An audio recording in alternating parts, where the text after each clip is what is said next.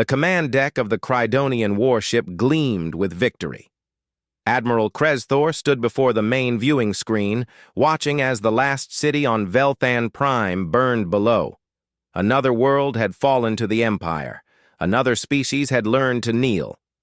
"Clean conquest, Admiral," his second officer reported. "Total casualties, 47 Crydonian soldiers. Enemy casualties, approximately 4 million. The remaining Velthani population is ready for processing." Kresthor nodded. This was the 400th world to fall in 200 cycles of expansion. The Crydonian Empire had perfected the art of conquest. Superior weapons, stronger ships, and the will to use them without mercy. It was a simple formula that never failed. "Excellent work. Begin resource extraction immediately." Kresthor turned from the screen. "What is our next target?" The communications officer stepped forward holding a data tablet. "High Command has selected a new world, Admiral. It is called Earth, a primitive planet in the outer spiral arm."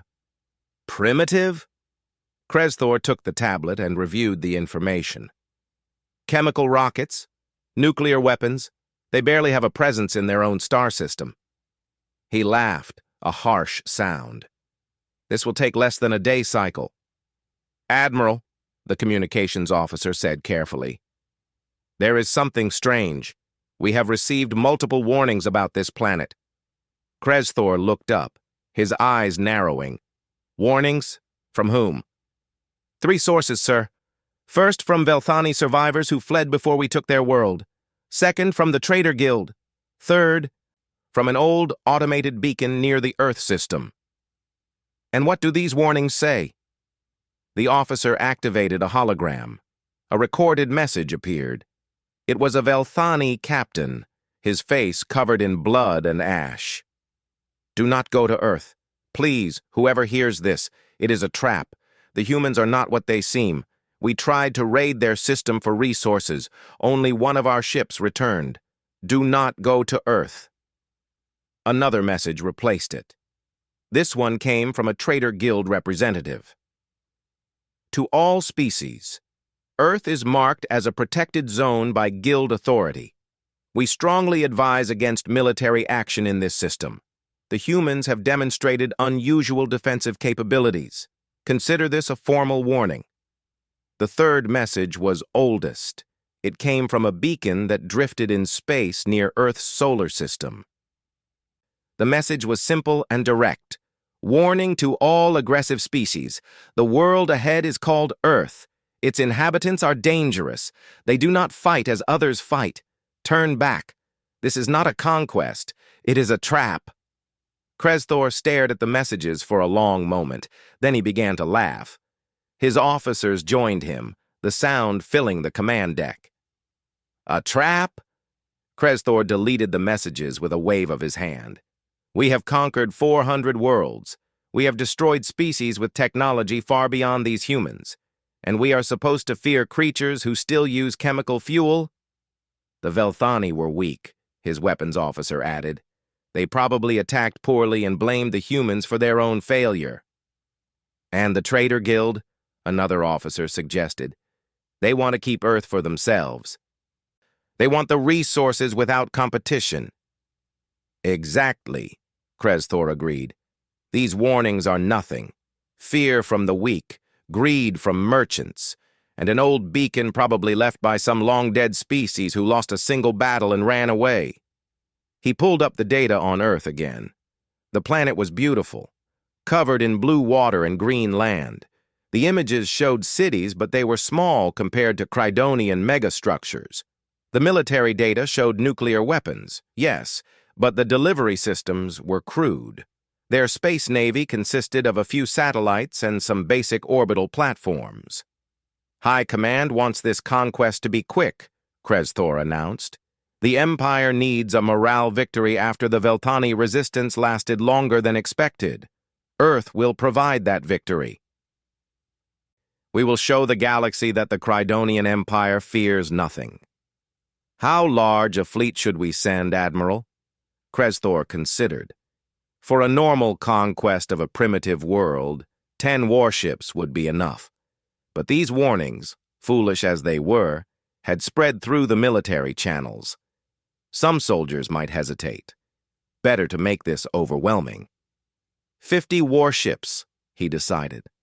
We will turn their entire planet into glass if they resist. We will make an example of Earth that the whole galaxy will see. The crew cheered. 50 warships represented enormous firepower. No primitive world could stand against such force. The conquest would be glorious and quick. Set course for Earth, Krezthor commanded. Maximum speed. I want to be celebrating our victory before the next cycle begins. The great Crydonian fleet turned in space. 50 massive warships, each one capable of destroying cities from orbit. Their shields could withstand nuclear attacks. Their weapons could pierce any armor known to the galaxy. They had never lost a battle, never failed a conquest. As the fleet entered faster-than-light travel, no one noticed a small ship hiding in the shadow of Velthan Prime's moon. It was not Crydonian. It was not Velthani. Its design was unknown to the Empire's databases. Inside the ship, a single figure watched the Crydonian fleet disappear into the stars. The figure wore a simple uniform with a patch on the shoulder. The patch showed a blue and green planet, Earth. The figure touched a communication device. Observer Station 7 to Earth Command. The Crydonians are coming. They ignored all warnings. Fleet size, 50 warships. Estimated arrival, 14 Earth days. A voice responded from across the galaxy. Understood, Observer 7. Proceed to the next position. It is time to activate the contingency plans. They were warned. They chose not to listen. The figure nodded and began plotting a course. They always choose not to listen. That is why the trap works. The small ship vanished into the darkness of space, leaving the burning world of Velthan Prime behind. The Crydonians thought they had conquered it completely. They did not know that 3 human observers had been watching the entire battle, taking notes, recording tactics, and sending everything back to Earth. The Crydonians had 50 warships, superior technology, and 200 years of conquest experience. Earth had something different. Earth had 14 days of preparation, and the knowledge that the enemy was coming exactly as predicted. The trap was ready. The Crydonians were on their way, and somewhere in the depths of space, that old automated beacon continued to broadcast its warning to anyone who would listen. Do not go to Earth. It is a trap. But the Crydonians were already gone, racing toward a planet that looked weak and primitive. A planet that had been waiting for them for a very long time. The Crydonian fleet emerged from faster-than-light travel at the edge of Earth's solar system. Admiral Krezthor stood on his command deck, expecting to see chaos. Primitive worlds usually panicked when a war fleet arrived. They sent desperate messages begging for mercy or made foolish threats they could not back up. Earth did neither. Admiral, we are receiving a transmission from the planet, the communications officer reported. It is being broadcast on all frequencies in our language. Put it through, Krezthor ordered. A human appeared on the screen. She was a woman with dark hair, wearing a simple military uniform. She looked directly at the camera with calm eyes. I am Secretary General Kim Min-seo of the United Earth Government. We have been expecting you, Admiral Krezthor. We received your fleet's signature 14 days ago. We know why you are here. Krezthor felt a small surprise. The humans had detected them early and knew his name. Still, detection meant nothing without the power to act. Then you know you must surrender immediately. The Crydonian Empire does not accept resistance. Min-seo smiled slightly. We are not surrendering, Admiral. We are also not your enemy unless you make us one. Turn your fleet around. Leave our system. This is your only warning. The command deck erupted in laughter. The weapons officer called out, Admiral, their orbital defenses are minimal. We count only 47 satellites with weapons capability. Their ground forces use chemical explosives. They are helpless. You have 1 hour to begin surrender procedures. Krezthor told the human woman. After that, we will demonstrate our power. Minseo's expression did not change. Then we will see you on the ground, Admiral. We hope you brought warm clothes. The transmission ended. Krezthor frowned at the strange comment, but pushed it aside. Deploy landing forces. 3 sites. Their northern continent called North America, their equatorial forest region, and their largest desert. We will establish submission zones and work from there. The Crydonian dropships launched. Each carried 50 soldiers in full combat armor. Their shields could stop bullets and small explosives. Their weapons could cut through steel. They had conquered hundreds of worlds with these same soldiers and tactics. The first landing party touched down in the far north of a territory called Canada. The leader, Commander Thexic, expected immediate resistance. Instead, he found only snow and empty land. Spread out, he ordered. Locate the nearest settlement. The temperature reading on his suit display caught his attention. It showed -40 degrees. His suit heating system activated automatically. Command, the environmental conditions here are extreme. Our armor heating systems are consuming power at 3 times the normal rate. From orbit, Krezthor responded. Adapt and continue. Humans survive in those conditions. You can too. Thexic led his soldiers forward through the deep snow. The white landscape stretched endlessly in all directions. Then suddenly his point soldier disappeared. One moment he was there, the next he had fallen through the ice into freezing water below. Pull him out! Thexic shouted. 2 soldiers rushed forward. The ice cracked under their weight, and they fell through as well. The freezing water shorted out their heating systems immediately. Their armor, designed for climate-controlled battles, became a frozen tomb. Then the humans attacked. They came on small, fast vehicles, moving across the snow with impossible speed. They wore thick white clothing that blended with the landscape. They fired simple bullets, aiming not at Crydonian shields, but at the heating units on the back of each armor suit. They are targeting our environmental systems, Thexic realized. Without heat, the armor would freeze. The soldiers would die not from human weapons, but from the cold itself. He tried to call for extraction, but human jamming signals blocked his communication. His last thought before the cold took him was that the humans had not tried to fight the Crydonian technology. They had used the planet itself as a weapon. The second landing party descended into the Amazon rainforest. Commander Vixal was confident. His thermal scanners could detect any warm body. The thick plant life would provide no cover against Crydonian technology. But the moment his soldiers entered the forest, the plants themselves seemed to fight back. Thick vines tangled their weapons. Insects swarmed over their armor, finding gaps and seals. The air was so hot and humid that their cooling systems struggled. "Thermal contacts everywhere," a soldier shouted. "I count hundreds. No, thousands." But the contacts were not all human. The scanners picked up every animal, every bird, every warm-blooded creature in the jungle. The humans had somehow learned to mask themselves among the natural heat signatures. Soldiers began disappearing. One moment a Crydonian warrior was there, the next he was gone, pulled into the thick undergrowth by unseen hands. The remaining soldiers fired wildly, hitting trees and animals, but never finding the enemy. Vixal heard sounds around him, human voices, speaking in their language. They were not shouting or making threats. They were laughing. The jungle was their home, and the Crydonians were clumsy invaders. When the reinforcements arrived hours later, they found only empty armor and weapons scattered through the forest. The soldiers had vanished completely. The third landing party had better luck initially. Commander Dralix brought his troops down in the Sahara Desert, finding open ground and clear sight lines. No hiding places for primitive humans here.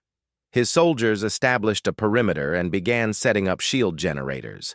The heat was intense, but Crydonians had fought in hot environments before. They would adapt.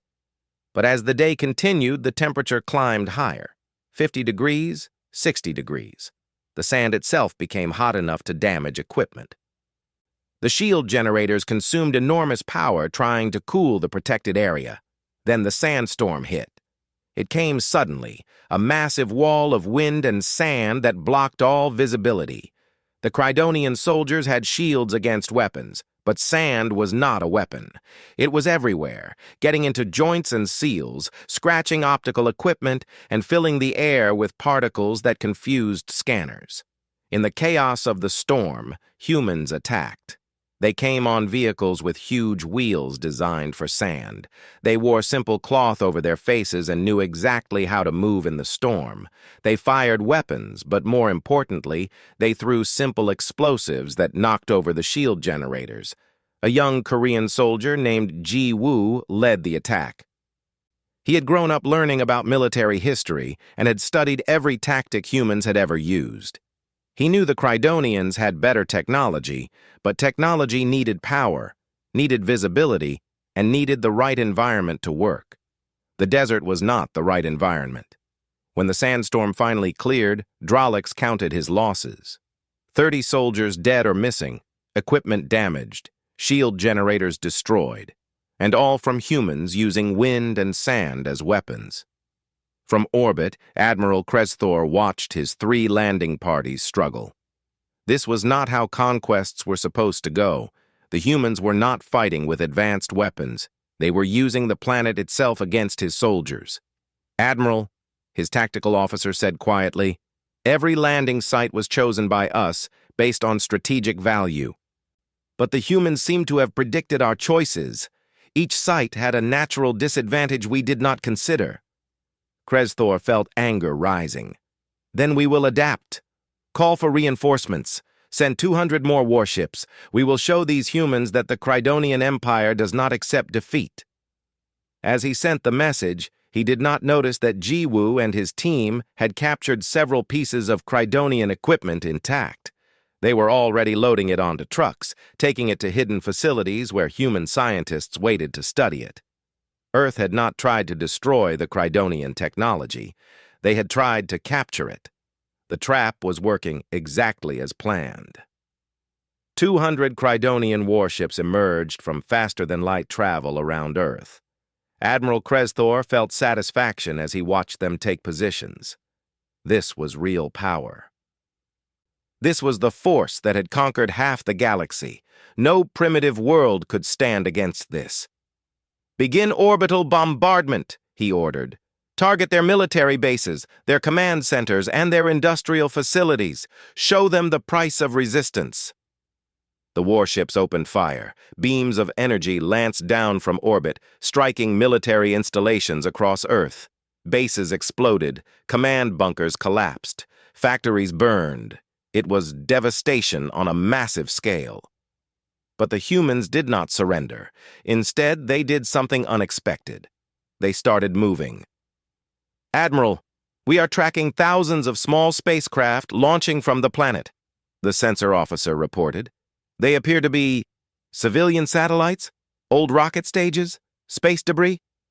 Kresthor looked at the scanner display. The objects were tiny, most no bigger than a personal vehicle. Many appeared to be decades old, leftover junk from early human space exploration. "Ignore them. Focus on military targets." "Sir, the objects are not moving in natural orbits. They have thrust capability. They are maneuvering." Kresthor watched as thousands of pieces of supposed space junk suddenly came to life. Each one had small thrusters attached, pushing them into new trajectories. They were not moving randomly. They were converging on the Crydonian fleet. "Evasive action!" he shouted, but it was too late. The first object struck the shields of his warships. They were moving at incredible speeds, hitting with tremendous force. Individually, each piece of debris was harmless, but there were thousands of them, striking from every direction. The shields absorbed the first impacts easily. But the debris kept coming. Old satellites, dead rocket boosters, even what appeared to be pieces of ancient space stations. All of them had been equipped with guidance systems and thrusters, all of them aimed at the Crydonian ships. "Shields at 70%, the defensive officer called out. 60%. "Sir, there are too many objects. We cannot target them all." Kresthor realized the terrible truth. The humans had been launching objects into space for decades. They had left what everyone thought was trash in orbit around their planet. But it was not trash.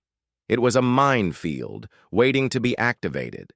And the humans had been tracking every single piece, plotting trajectories, preparing for this exact moment.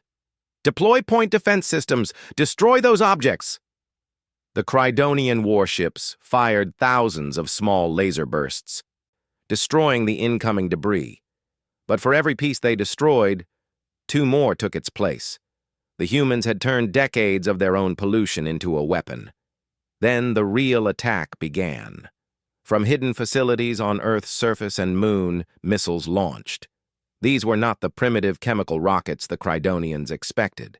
These missiles were fast, guided by sophisticated computers, and they came in swarms. Commander Min Jun watched from a bunker deep underground in Korea. He had been a military engineer before the invasion. Now he was part of Earth's defense coordination. The screen in front of him showed the orbital battle. "Wave 2 missiles away," his assistant reported. "Wave 3 preparing to launch." Min Jun nodded. The missiles were based on old technology, yes, but the humans had learned something important about Crydonian sensors. The aliens were designed to detect advanced threats. Their computers automatically prioritized targets based on technological signatures. But Earth's older, simpler weapons did not register as high threats. By the time the Crydonian computers realized the danger, the missiles were already too close to stop. "Targets hit on ships 7, 12, and 23, the tactical officer announced. "Shield penetration confirmed. Hull damage to all 3 vessels." Kresthor could not believe what he was seeing. His fleet was losing to weapons that should have been obsolete. "How are they penetrating our shields?" His science officer provided the answer. "Admiral, their missiles are not using advanced warheads. They are using simple nuclear explosives combined with kinetic impact. Our shields are calibrated to stop energy weapons and advanced plasma charges. These primitive explosives use a different energy signature. Our shields are not as effective against them." It was another trap. The Crydonians had designed their defenses to stop advanced weapons. The humans had attacked with simple ones. On Earth's surface, the ground war continued. Crydonian soldiers had learned from their first defeats. They wore environment suits now, protected against heat and cold. They moved in larger groups with better coordination. But the humans adapted too. In the cities, they used the buildings themselves as weapons. Booby traps filled empty structures. Ambushes came from underground tunnels. Snipers fired from windows and disappeared before return fire could target them. Korean soldier Ji-woo had become famous among the resistance fighters. He led a unit that specialized in urban combat. His tactics were simple. Never fight the Crydonians directly. Always attack and retreat. Always use the environment. "They have better armor than us," he told his troops. "Better weapons, better technology. So we do not fight them on their terms. We make them fight on ours. This is our planet. Every street, every building, every sewer tunnel is a weapon if we use it correctly." His unit attacked a Crydonian patrol in Seoul. They collapsed a building to block the aliens' path, forcing them into a narrow street. Then they opened fire hydrants, flooding the street with water. The Crydonian sensors could not work properly in the water. Their footing became unstable, and while they struggled, Ji-woo's soldiers hit them with simple bullets aimed at joint seals and equipment ports. In space, the battle continued. Kresthor had lost 30% of his fleet. The remaining ships were damaged and low on power. The shield generators had consumed enormous energy, blocking the constant debris impacts. The point defense systems were overheating from constant use. "Admiral, we need to withdraw and regroup," his second officer advised. "Our ships cannot sustain this level of combat." Kresthor wanted to refuse. The Crydonian Empire did not retreat. but he also could not lose the entire fleet. Pull back to defensive positions. Call for reinforcements from High Command. Tell them we need the battle fleet, all of it. As the Crydonian ships moved to higher orbits, away from the debris field, Min-Jun smiled in his underground bunker. The first phase had worked. The Crydonians had committed more forces exactly as predicted. Now Earth knew their tactics, their weaknesses, and their technology even better. "How long until they bring in more ships?" his assistant asked. 2 weeks, maybe 3, Min-Jun answered. "That gives us time to prepare the next phase." "What if they bring their entire battle fleet? 500 ships?" Min-Jun pulled up a star chart on his display. It showed the solar system, but with markers extending far beyond Earth. Markers on asteroids, on moons, on seemingly empty patches of space. "Then they will learn that Earth's trap is much bigger than they think. We have been preparing for this for 50 years. Every warning we sent them was honest. We told them not to come. We told them it was a trap." He zoomed in on one marker near the asteroid belt. It showed a large rock with hidden modifications. They chose not to listen, so now they will see what happens when humans have time to prepare, when humans can use an entire solar system as a weapon. In orbit, Admiral Kresthor looked down at Earth. The blue planet seemed so peaceful from this distance, so innocent. How could something that looked so beautiful be so deadly? His communications officer interrupted his thoughts. "Admiral, High Command is responding to our request. Supreme Commander Vexillar is coming personally with the battle fleet. 500 warships. He says he will not leave until Earth is conquered or destroyed." Kresthor should have felt relief. Instead, he felt a strange worry. The humans had been ready for 50 ships. They had been ready for 200 ships. What if they were ready for 500 too? He looked at the debris field still floating around Earth. Thousands of pieces of metal and technology, each one carefully tracked and aimed by human computers. It was brilliant and terrifying. The humans had turned their own trash into a weapon. What else had they turned into weapons? What other traps were waiting? The old beacon's message echoed in his memory. "Do not go to Earth. It is a trap." He finally understood. The trap was not a single ambush. The entire planet was a trap. The entire solar system was a trap. And the Crydonians had walked right into it. Supreme Commander Vexillar stood on the bridge of his flagship, the largest warship in the Crydonian fleet. Behind him, 499 other warships moved in perfect formation. This was the entire battle fleet, the force that had never lost a major engagement in 200 years. "This is embarrassing," Vexillar said coldly.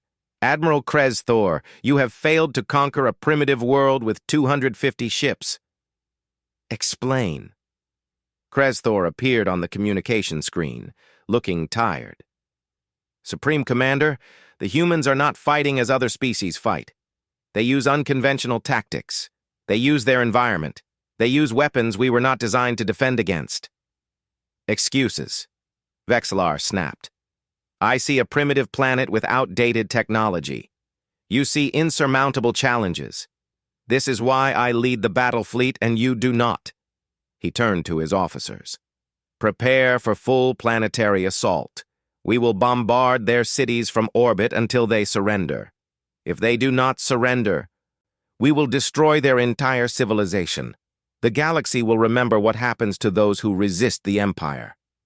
"Supreme Commander," the communications officer interrupted.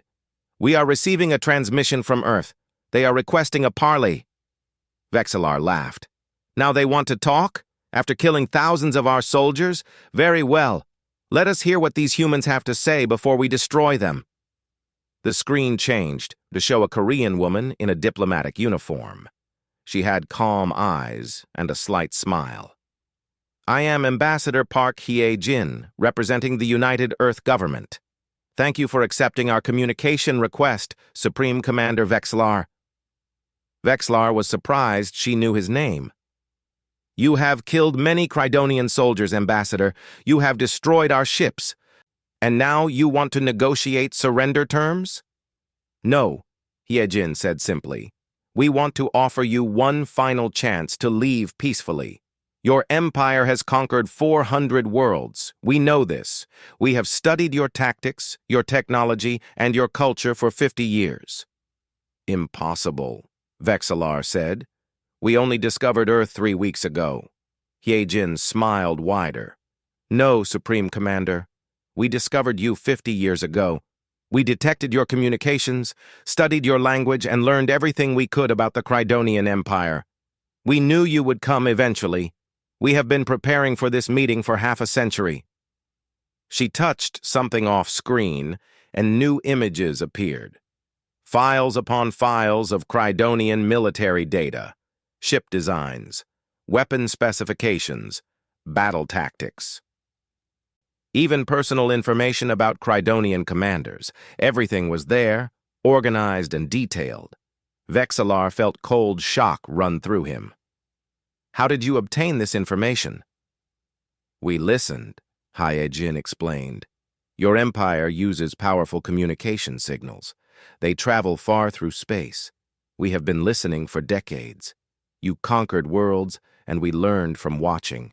We saw how you fight. We saw your strengths and your weaknesses. And we prepared. Then you know you cannot win, Vexillar said, recovering his confidence. You know our firepower. You know what 500 warships can do to a planet. Yes, we know, Hyejin agreed. Which is why we ask again. Please leave. We do not want to destroy your fleet. We do not want more Crydonian soldiers to die. But if you continue this attack, we will defend ourselves. Vexillar had heard enough. This human woman was trying to intimidate him with stolen information and false confidence. You have 1 hour to surrender completely. After that, your cities burn. He cut the transmission. All ships, prepare for orbital bombardment. I want this planet's surface turned to Supreme Commander, the sensor officer shouted. We are detecting movement throughout the system. Multiple large objects are changing trajectory. Vexillar looked at the tactical display. All across the solar system, asteroids were moving, not drifting in their natural orbits, but actively moving with purpose. Small thrusters attached to each rock guided them on new paths. How many? He demanded. 47 asteroids, sir, all moving toward our fleet position. Estimated impact time, 20 minutes. Vexillar studied the display. The asteroids were large, each one several kilometers across. If they struck his ships at current speeds, the damage would be catastrophic. Destroy them. All ships, target those asteroids and blast them to dust. The Crydonian battle fleet opened fire. Energy beams lanced through space, striking the approaching asteroids. Rock exploded into fragments. Entire asteroids shattered under the concentrated firepower. But destroying them revealed another problem. The explosion of each asteroid created thousands of smaller fragments, all still traveling toward the fleet. And hidden inside several asteroids were nuclear devices that detonated when the rocks were destroyed, creating massive explosions that pushed debris in all directions.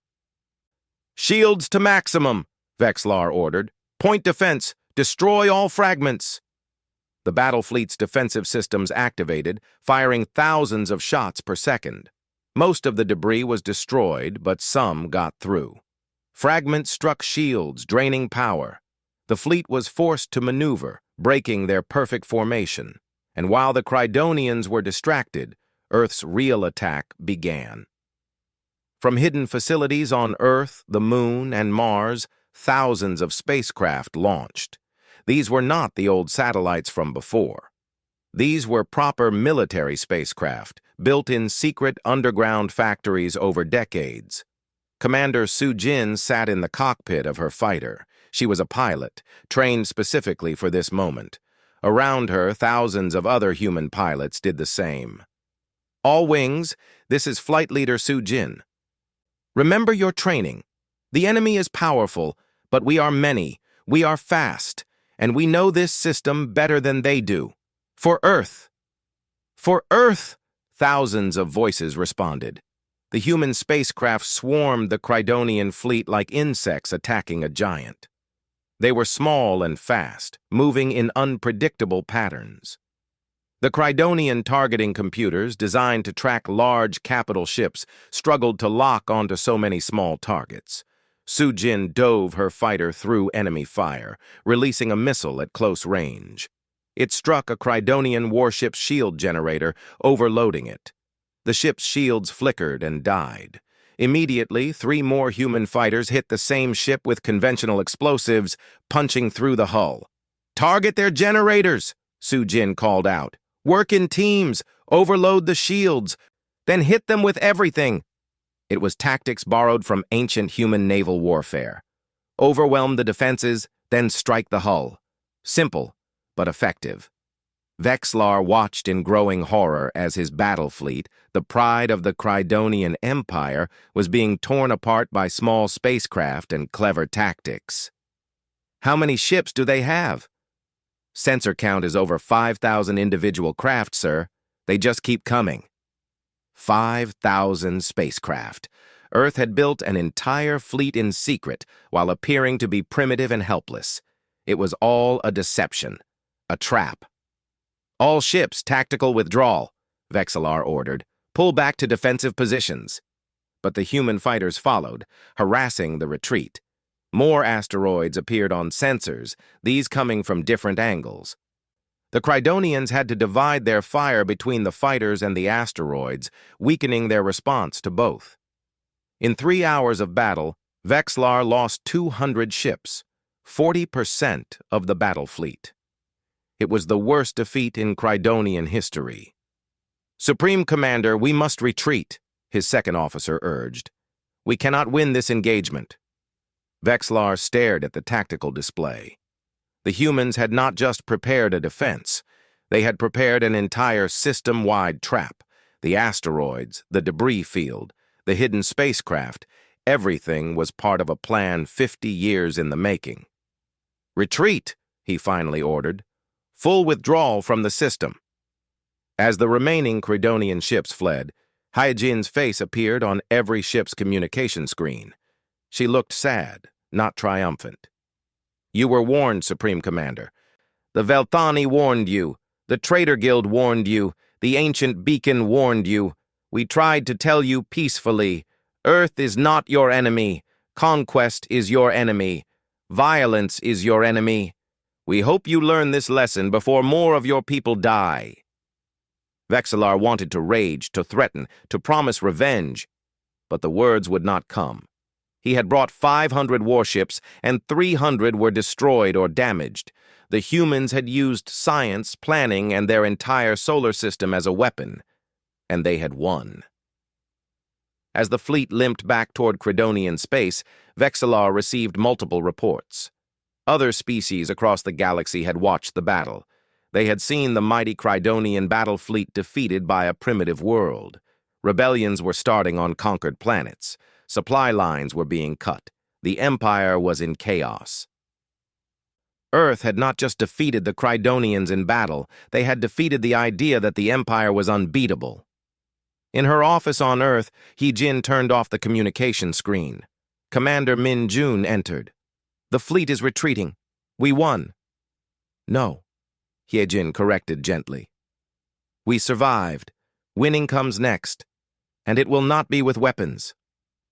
The Crydonian High Command Chamber was silent as Supreme Commander Vexlar stood before the Council of 5 Supreme Leaders. These 5 ancient Crydonians had ruled the Empire for 3 generations. They had overseen the conquest of 400 worlds. And now, for the first time in 2 centuries, they faced a major defeat. 300 ships lost, High Leader Zoral said quietly. 300, against a primitive world that uses chemical rockets and nuclear weapons. Explain this. Vexlar. Vexlar stood straight, refusing to show weakness. The humans were not primitive, High Leader. They only appeared that way. They prepared for our arrival for 50 years. They studied us, learned our weaknesses, and built weapons specifically designed to exploit them. Then you were outsmarted by a lesser species, another High Leader stated. You are aware this makes you a liability to the Empire? Execute me if you wish, Vexlar replied. But killing me will not solve the larger problem. Earth has shared their tactical data with the entire galaxy. 28 of our subject worlds have already begun rebellions using Earth's tactics. Our supply lines are collapsing. The Empire is in crisis. The High Leaders looked at each other. They knew he was correct. The defeat at Earth had done more than cost ships. It had cost something far more valuable, the fear that held the Empire together. Species that once cowered now resisted. The illusion of Crydonian invincibility was broken. What do you recommend? Zoral asked. We must commit all remaining forces to Earth, Vexlar said. We must crush them completely as an example to others. Show the galaxy that resistance leads only to destruction.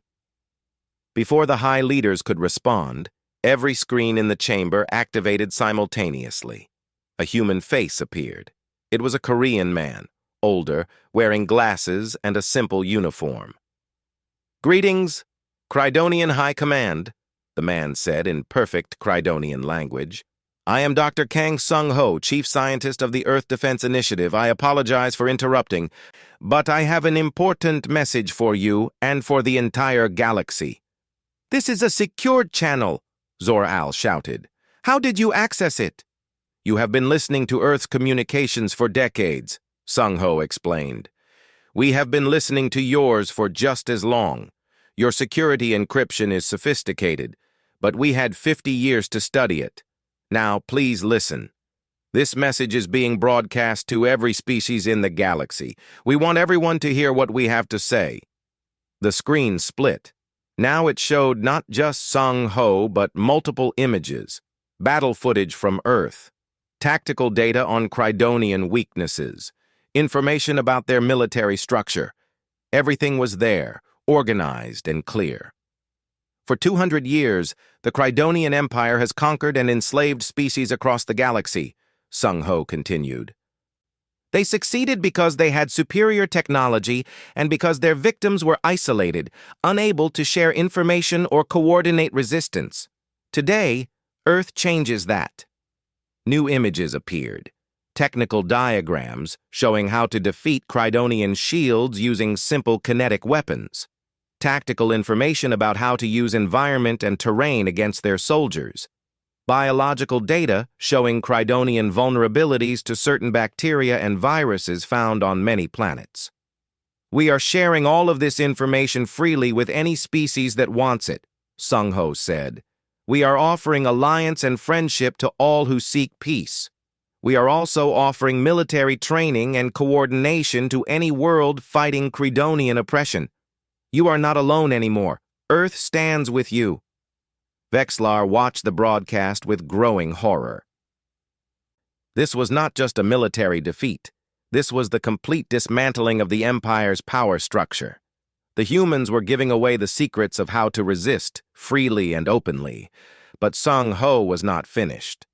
The images changed again, showing different content, human music, art, literature, and culture.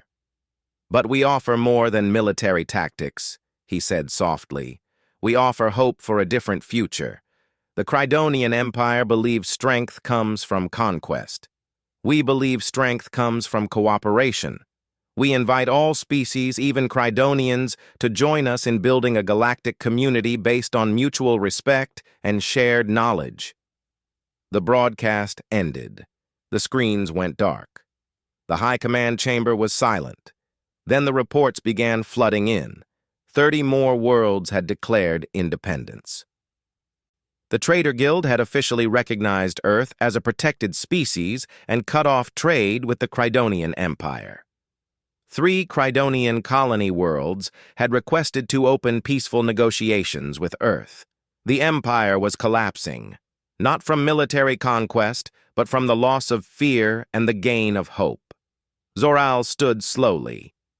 Vexlar, you are hereby ordered to take the remaining fleet and destroy Earth. Use any means necessary. If we cannot have that planet, no one will. But Vexlar was no longer listening to the High Leader. He was thinking about something the human ambassador had said during their parley. She had offered him something, a choice. His communication device vibrated. An encrypted message appeared. It was from Earth, from Ambassador He Jin. Supreme Commander, you are a military genius who has been forced to serve an evil cause. You know the Empire is finished. You can go down with it, or you can help us build something better. We do not want to destroy the Crydonian people. We want to free them from tyranny, just as we want to free all species. We offer you sanctuary, protection, and a chance to make amends. We offer you a choice. Please choose wisely. Vexlar looked at the High Leaders.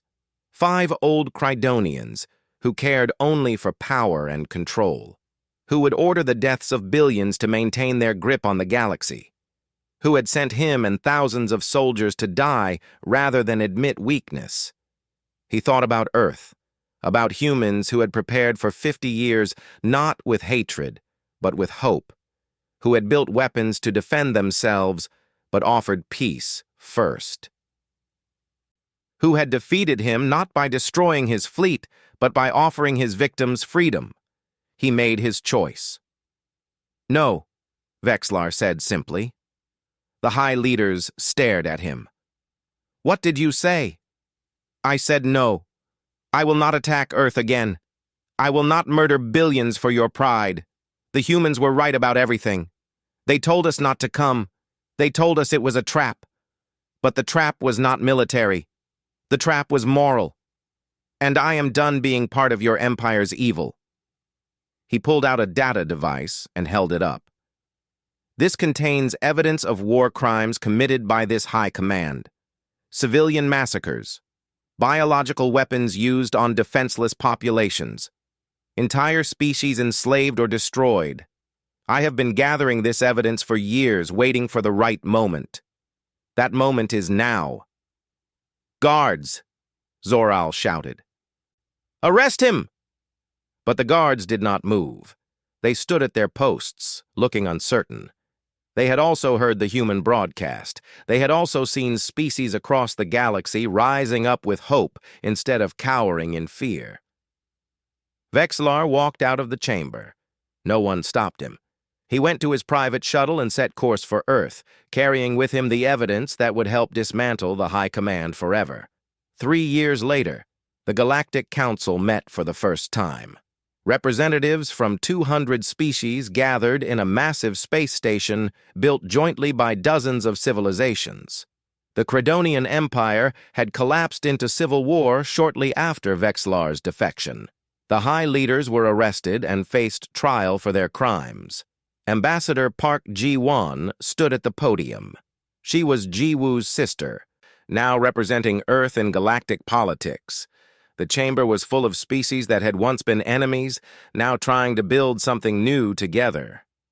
Today we establish a new principle for our galaxy, Ji-won said in the common language that was being adopted across space. No species has the right to conquer another. All have the right to exist freely and develop their own paths. This council will mediate disputes, facilitate trade and cooperation, and defend any member from aggression. The representatives voted. The motion passed unanimously. The Galactic Council was born, with Earth as one of its founding members. Later, Ji-won met with Vexlar in a private room. The former Crydonian commander now served as a consultant, helping the Council understand former Empire military structures and assisting with peaceful transitions on former Crydonian worlds. Do you regret your choice? Ji-won asked him. Vexlar thought for a moment. I regret the lives lost in service to an evil empire. I regret the pain I caused. But no, I do not regret choosing to help Earth build something better. You showed me that strength does not come from conquest. Real strength comes from knowing when to change. Outside the station, near the edge of Earth's solar system, the old automated beacon still floated in space. Human engineers had updated its message. Now it read, "Warning to all species. The system ahead is called Earth. Its inhabitants are neither aggressive nor passive. They are protective of their home and welcoming to peaceful visitors. Approach with respect, not conquest. Approach with open hands, not weapons. We are not a trap for those who come in peace. We are only a trap for those who bring war. Choose wisely. The message broadcast on all frequencies, a beacon of hope in a galaxy that was slowly learning the difference between power and wisdom. Earth had survived not by being the strongest, but by being the smartest, by preparing not just for war, but for the peace that could follow. The Crydonians had been warned not to go to Earth. They had ignored the warnings, and in doing so, they had walked into a trap that freed the galaxy from their tyranny and showed everyone a better way forward. The trap had worked perfectly, not because it destroyed an enemy, but because it offered everyone, even the enemy, a chance to be better.